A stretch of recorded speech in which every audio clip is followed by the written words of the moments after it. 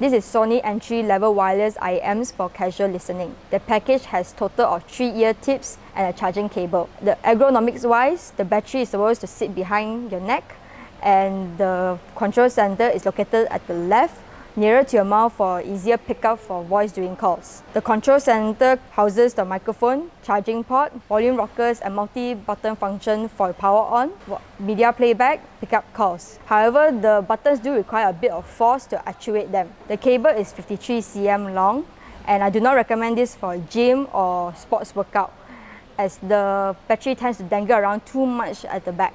It's only for casual listening. The sound isolation is good thanks to the 0.6 cm sound tube. It's powered by a 9mm neodymium dynamic driver. It uses Bluetooth 4.2 for connectivity, and it has an NFC built in the control center. The maximum stable line of sight is 11 meters. The rated battery life is 8 hours, but based on our battery life test on the iPhone 6 at the third volume bar, we have gotten 9 hours and 10 minutes. Moving on to audio quality, pop and EDM. For this, you'll be using TMB OK. The low bass frequency is superbly energetic and highly notable. You can feel the air pressure booming into your ears. It does not eat into the vocals and has zero bass distortion. The subtle bass vibration fades out smoothly. The low bass frequency is well-bodied. However, the low bass does overpower the vocals. Next, we tested out on Pia Mia Do It Again. The bass is superly energetic and firm. You can feel the air pressure. The bass fades a bit fast, especially at the 2-minute and 5-second mark. The vibration ends too quickly. The bass overpowers the vocals, though there is a clear separation between the two. The bass is well-bodied. The EDM tone feels safe.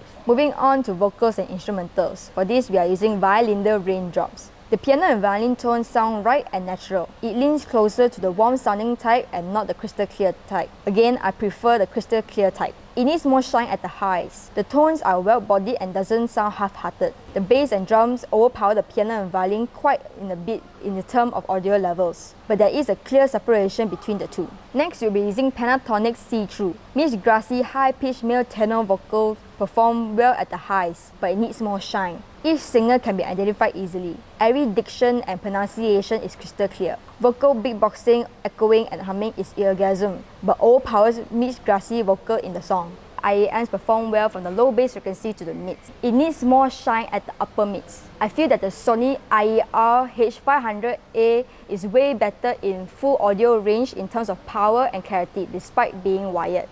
The bass heads will love this. And by the way, we also reviewed 3 Sony Sport IEM, which you can find in the links in the video description. You also can purchase these IEMs that we just reviewed today in the video description.